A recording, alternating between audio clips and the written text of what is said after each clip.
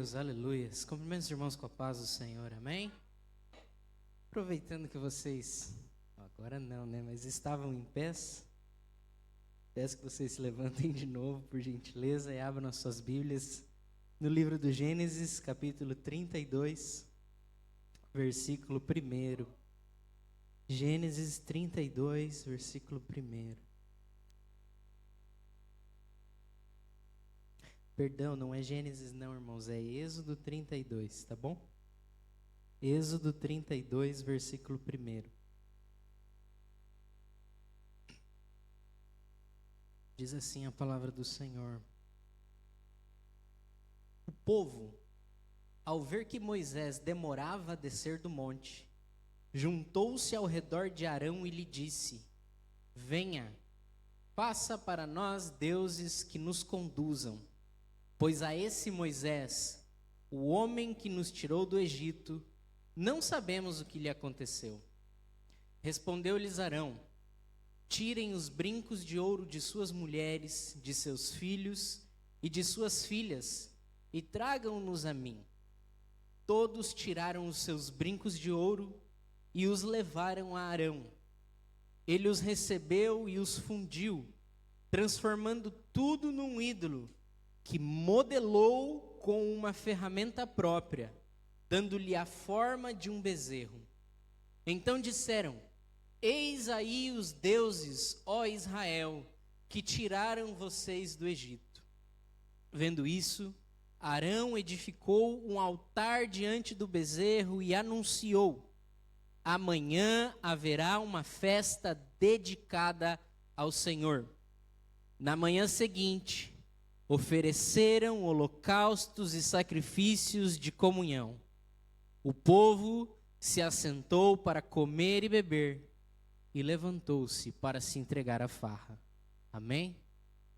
Podem sentar. Meus queridos, essa passagem que nós lemos aqui, ela retrata um ponto crucial e importante dentro da história do povo de Israel. O povo havia saído do Egito. O povo havia experimentado e visto a bondade de Deus, o poder de Deus, aquilo que Deus havia feito para eles, para com eles, por meio deles, trazendo a libertação com mão forte, os tirando da terra a qual eles eram escravos por 400 anos.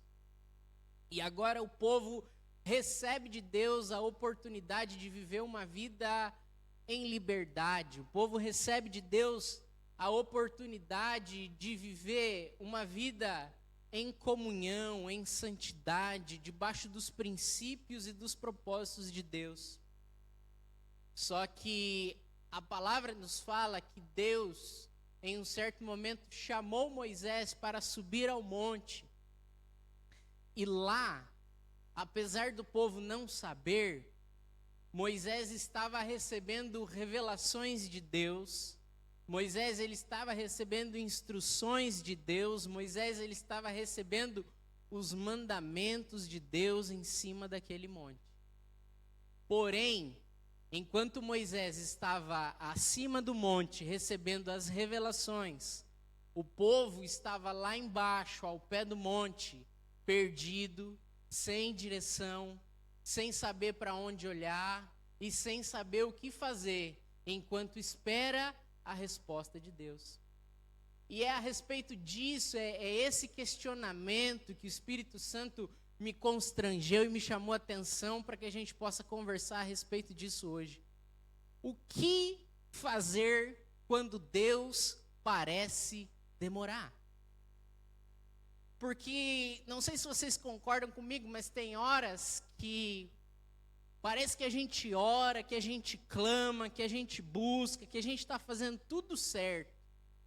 A gente jejua, a gente obedece, mas parece que Deus não responde. E na nossa capacidade humana, a gente pensa: Deus está demorando. Moisés está em cima do monte já faz um bom tempo, ele não desce. E às vezes aparecem alguns questionamentos como o povo de Israel teve, como o povo de Deus teve ali naquele momento. A gente não sabe o que aconteceu com Moisés. E a gente precisa agir, a gente precisa fazer, a gente precisa dar um jeito. Então Arão dá os seus pulos, resolve, faz, porque a gente já não sabe o que aconteceu com Moisés. Quem sabe ele está lá em cima, morto, e a gente nunca mais vai vê-lo. A gente precisa de um outro Deus, a gente precisa de uma outra forma de buscar a Deus, de encontrar a Deus e de fazer as coisas da nossa forma. Mas é interessante, porque a maior lição que a gente tira do povo de Israel diante dessa história, dessa situação, é que a impaciência de nós, enquanto homens e mulheres de Deus, uma postura de impaciência diante de Deus só abre brechas para que a corrupção, o pecado, o erro, a desgraça e a destruição entre em nossos lares, entre na nossa família, entre na nossa casa. O povo foi isso, o povo ele foi impaciente, ele não soube esperar o retorno de Moisés, o povo não soube esperar a volta de Moisés. E a impaciência, na verdade, revela um problema um pouco mais grave, que é a falta de fé. Porque quando o povo olha para aquela situação e fala para Arão, Arão, dá um jeito aí, a gente precisa fazer alguma coisa. Ao mesmo tempo que eles estão dizendo isso para Arão, perante Deus eles estão falando, o Senhor não tem o controle total dessa situação, então a gente precisa ir lá e dar um jeito de pegar o governo e o controle da sua mão para que as coisas possam agir, para que as coisas possam funcionar. E isso nada mais é do que incredulidade, é falta de fé. E o que espanta e o que entristece é que o povo já havia visto e provado das maravilhas, dos milagres e das bênçãos e do livramento de Deus. Mas eles continuavam com um problema mais profundo, um problema que estava dentro do seu coração. E para que eles pudessem romper com isso, eles precisavam trazer uma mudança para dentro do seu coração. E é interessante porque a história vai dizer e vai nos mostrar que a primeira coisa que essa impaciência e a falta de fé faz, a primeira coisa que o povo faz e que Arão ordena é: pegue os brincos, pegue os adornos de ouro, pegue os bens que vocês têm, esses pequenos adornos, e tragam para mim. Pega aquilo que é dos seus filhos, aquilo que é das suas filhas, aquilo que é das suas mulheres, e tragam, porque eu vou dar um jeito.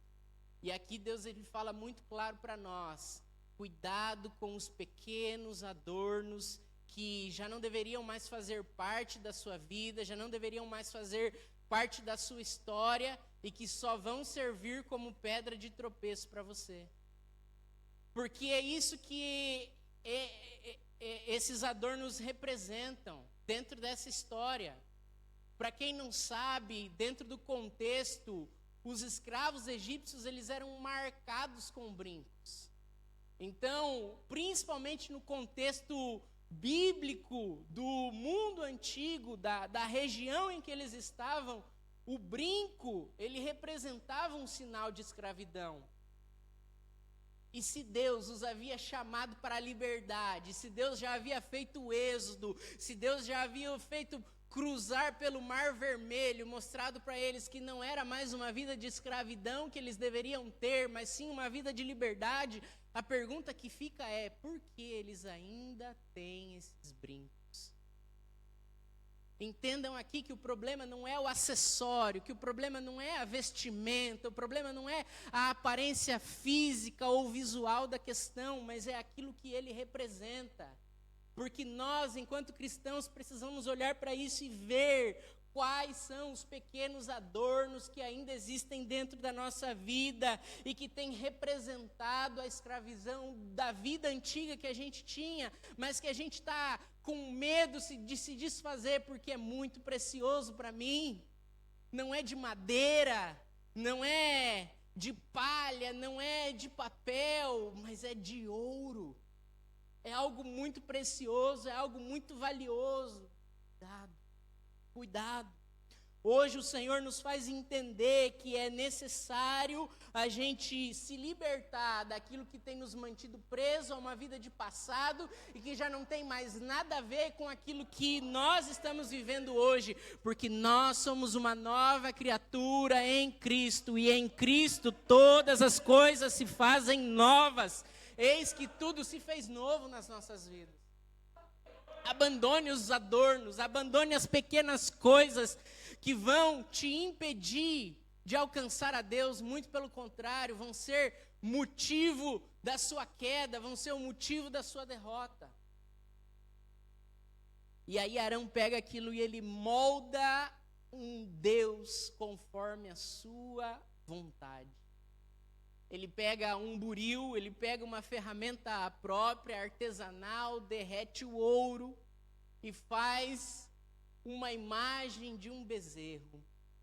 Mas o texto chama atenção e nos faz entender que ele poderia ter feito aquilo que ele quisesse, aquilo que melhor lhe agradasse.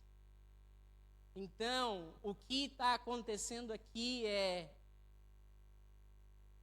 Arão e o povo está tentando substituir um Deus incorruptível, um Deus imutável, um Deus verdadeiro, um Deus forte, um Deus poderoso, em um Deus moldável, um Deus maleável, um Deus onde eu consigo trabalhar com Ele e usá-lo aonde eu quero, mas na outra área que já não me convém, a palavra de Deus já não faz tanto sentido e já não é para mim.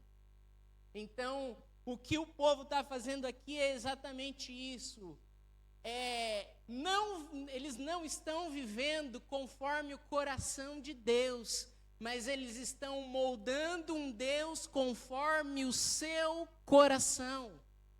Eles estão tentando achar uma forma de corromper aquilo que é santo, aquilo que é imutável, aquilo que é sagrado.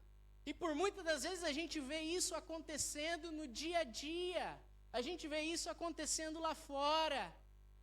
O mundo está entregue à idolatria, e a idolatria é exatamente isso, é a gente pegar o Deus verdadeiro e tentar fazer com que Ele seja de acordo com a nossa vontade, de acordo com o nosso propósito, de acordo com aquilo que nós queremos, mas Deus, Ele não é assim. Deus, Ele não funciona assim. Olha o que a palavra do Senhor vai dizer lá em Romanos, capítulo 12, versículo 2.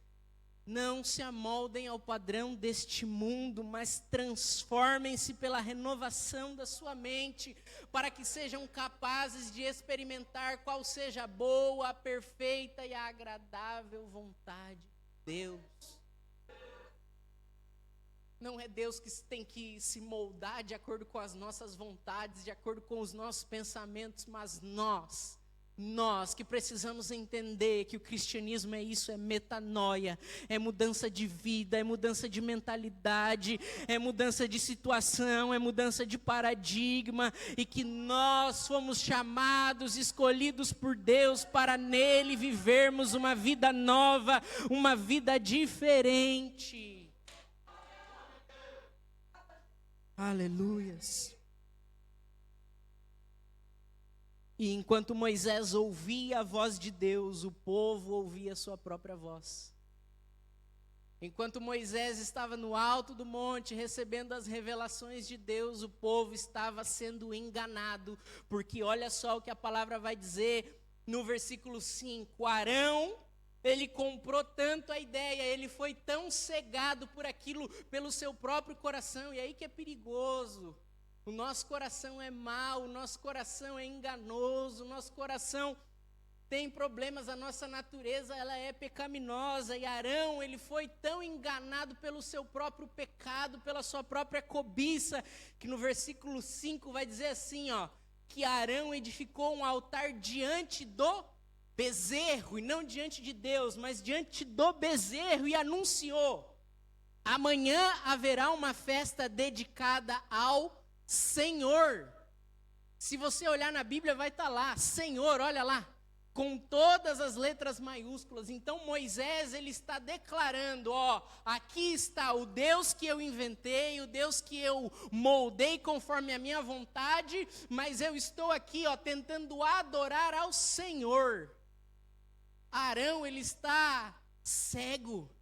Ele está enganado pelo seu próprio coração. E meus irmãos, quantas vezes a gente vê pessoas e pessoas por aí enganadas dentro da sua própria vontade, dentro do seu próprio coração, tentando fazer algo para Deus, mas que na verdade não tem nada de Deus ali. Estão adorando a bezerros de ouro, estão adorando a imagens, a esculturas, a coisas que não tem nada a ver, estão adorando ao seu próprio coração. E o que Deus quer fazer para nós nos últimos tempos é levantar uma geração que adore ao Senhor em espírito e em verdade. O Senhor, Ele nos chamou aqui para que possamos entender e para nos conservar o nosso coração puro e purificado diante da sua presença, para que nós possamos prestar uma verdadeira adoração, um verdadeiro culto ao Senhor, para que não sejamos enganados. E ali, tentando adorar a Deus, apresentando uma falsa adoração, eles se entregaram à farra. Mas é interessante porque, lembra que a gente falou lá no início, que o que chamou a atenção é o que fazer quando Deus parece demorar. Apesar de termos um exemplo ruim dentro do povo, nós temos também lá em Josué, no capítulo 14, no versículo 6, uma história que vai falar a respeito do cumprimento da promessa de Deus na vida de Calebe. E diz assim a palavra do Senhor, eu vou correr aqui. Você sabe que o Senhor disse a Moisés, homem de Deus, em Cádiz Barneia, sobre mim e sobre você. Aqui é o próprio Calebe falando a Josué. Eu tinha 40 anos quando Moisés, servo do Senhor, enviou-me de Cádiz Barneia para espionar a terra. Eu lhes dei um relatório digno de confiança, mas com os meus irmãos israelitas que foram comigo, fizeram o povo desanimar-se de medo. Eu, porém, fui inteiramente fiel ao Senhor, o meu Deus. Por isso, naquele dia Moisés me jurou: certamente a terra em que você pisou será uma herança perpétua para você e para os seus descendentes, porquanto você foi inteiramente fiel ao Senhor, o meu Deus. Pois bem, o Senhor manteve-me vivo como prometeu. E foi há 45 anos atrás que ele disse isso a Moisés, quando Israel ainda caminhava pelo deserto. Por isso aqui estou hoje, com 85 anos de idade. Ainda estou tão forte como no dia em que Moisés me enviou. Tenho agora tanto vigor para ir à guerra como tinha naquela época. Dê-me, pois, a região montanhosa que naquela ocasião o Senhor me prometeu. Na época você ficou sabendo que os Enaquins lá viviam com as suas cidades grandes e fortificadas. Mas se o Senhor estiver comigo, eu os expulsarei de lá, como ele prometeu. Então Josué abençoou Calebe, filho de Jefoné, e lhe deu Hebrom por herança. Por isso, até hoje, Hebrom pertence aos descendentes de Calebe, filho do quenozeu Jefoné, pois ele foi inteiramente fiel ao Senhor, o Deus de Israel. Hebrom era chamada Kiriat Arba, em homenagem a Arba, o maior dos Enaquins, e a terra teve descanso de guerra. Olha que lindo, olha que tremendo esse exemplo que nós temos. Um exemplo de um homem que mesmo 45 anos depois permaneceu-se íntegro, fiel diante do Senhor, profundamente, inteira e completamente fiel diante do Senhor. Enquanto o povo de Israel não conseguiu esperar que a revelação dos céus descesse em 40 dias, Caleb, ele permaneceu fiel ao Senhor por 45 anos, e Deus consequentemente foi fiel a ele e o conservou em vida, conservou as suas forças.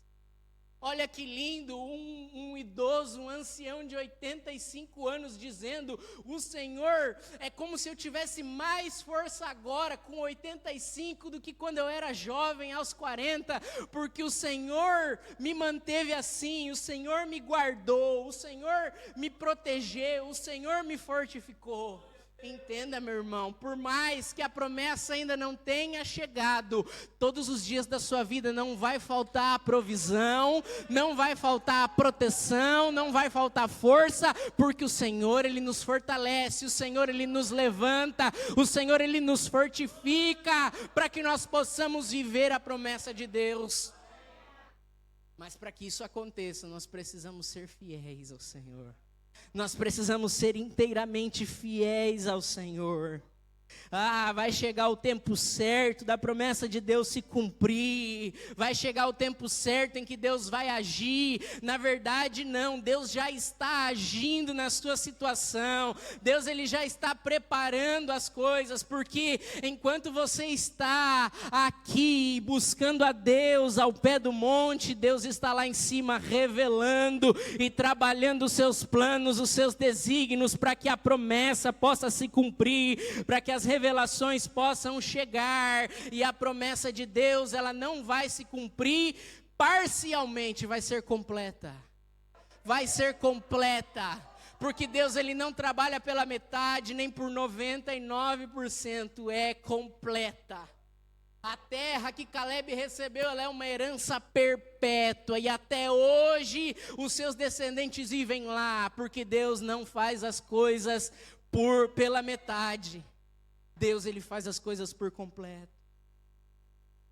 E olha que interessante, quando Deus dá a resposta, Ele traz também um governo de paz. Deus, quando Ele traz a resposta, Ele também traz um governo de paz. O último verso que nós lemos, a última frase diz: lá viviam os Enaquins, os grandes gigantes, os grandes guerreiros. E Caleb disse: se eu precisar eu vou lá e eu os enfrento.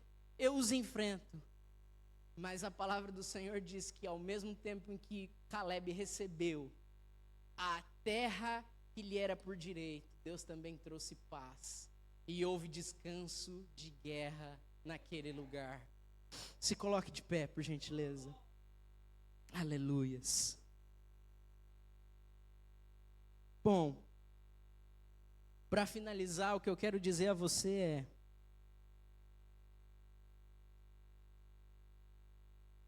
o que fazer quando Deus parece demorar? Nós temos 2 exemplos. Não somente esses 2, mas inúmeros exemplos na palavra do Senhor. Mas para finalizar, eu quero deixar uma verdade, um fato. O fato é, o tempo de Deus, ele sempre chega. Moisés, depois de 40 dias, ele desceu do monte. E Caleb, depois de 45 anos, ele herdou a terra. E o tempo de Deus, ele sempre chega. Não importa se vai demorar 40 dias ou se vai demorar 45 anos, ele sempre chega. Sabe o que pode mudar? O que pode mudar é a resposta que você vai receber quando o tempo de Deus chegar. Porque o tempo de Deus, assim como aconteceu lá com o povo hebreu, com o povo do Senhor, Moisés ele podia ter descido e ele desceu com as revelações. Mas Deus, ele precisou esperar um certo momento para trazer as revelações, porque naquele momento o povo merecia as consequências. Então, o tempo de Deus ele sempre vai chegar para nós. ou ele vai trazer revelações, ou ele vai trazer a palavra de Deus, ou ele vai trazer a promessa de Deus, ou ele vai trazer as consequências para nós. E que nós possamos entender isso hoje, nós possamos entender que Deus ele requer essa fidelidade de nós dentro do caminho, mas entender que Deus ele não quer uma adoração falsa, como a adoração que foi apresentada pelo povo, que achava que estava adorando ao Senhor. Mas Deus ele nos levantou para sermos como Paulo e Silas, que à meia-noite estavam presos, encarcerados por causa do amor de Cristo, mas que mesmo assim cantavam louvores espirituais, que mesmo assim, jogados naquele poço imundo, cheio de barro e lama até o pescoço, encarcerados e presos, eles louvavam o Senhor e apresentavam adoração genuína. É a adoração que quebra cadeias, é a adoração que abre portas, é a adoração que acelera as promessas de Deus.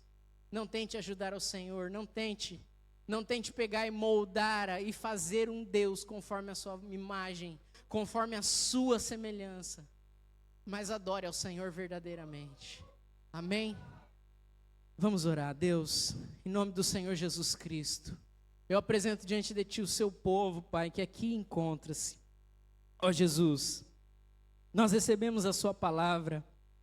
Venha, Senhor, ao nosso encontro, Pai, para que ela venha fazer sentido e fazer morada dentro de nós, dentro dos nossos corações. Senhor, nós não queremos ser como o povo de Israel, que apresentou a Ti uma adoração falsa, que não soube esperar o Senhor e que não soube se permanecer fiel a Ti. Mas nós queremos entender, Pai, aquilo que o Senhor tem para nós hoje. Nós queremos permanecer na postura necessária para que possamos herdar a terra. Ah, Senhor, meu Deus e meu Pai, trabalha em nossos corações e nos ensina, porque nós sabemos que é difícil esperar em Deus, mas, Senhor, nós também sabemos, e o que nos dá esperança é que o Senhor é um Deus fiel e poderoso para nos recompensar, acima de todas as coisas, acima de todas as circunstâncias, Pai. Em nome do Senhor Jesus Cristo, que não venha faltar a providência, que não venha faltar o sustento, que não venha faltar a proteção, mas que, Senhor, meu Deus e meu Pai, essa igreja, a Rinene Lisboa, Pai, ela venha a ser uma geração de Calebes, Pai, que mesmo ao passar de 45 anos da promessa, estarão fortes, porque o Senhor é a nossa força, estarão firmes, porque o Senhor é a nossa rocha, estarão diante de Ti, porque o Senhor é o nosso Deus fiel e poderoso, em nome do Senhor Jesus. Amém. Glória a Deus, maravilha. Meus irmãos, boa palavra ouvimos da parte do Senhor. Quantos recebem a palavra de Deus? Amém? A palavra de Deus possa falar forte no seu coração.